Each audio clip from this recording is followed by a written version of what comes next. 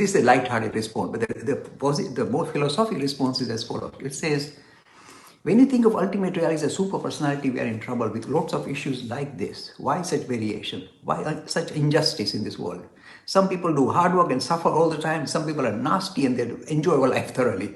So why such unjust world? Why did God create such unjust worlds? It's a serious issue.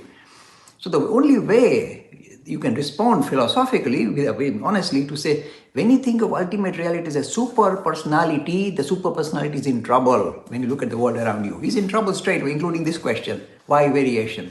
Why some up and some down? Why some animal and why some human? Why some good human and why some bad human? Why, oh why? The answer is, when you think of ultimate reality as a super personality, we are in trouble. When you think of ultimate reality as a principle, you are safe. Because you can say ultimate reality is not a person saying, oh, I'm setting you off and you are higher and lower. Ultimate reality is a principle. So you can't hold him responsible. When the ultimate reality manifests itself as human being or as living thing or the creation, there is variation because inevitable. Not because there is some horrible monster trying to do it. There's no evil or devil in Hinduism. It's just that when this thing manifests itself, it pays a price. Some are a little bit higher, some are a little bit lower. That is the most better philosophical response. Sorry about this disturbance. That's a two-man show here.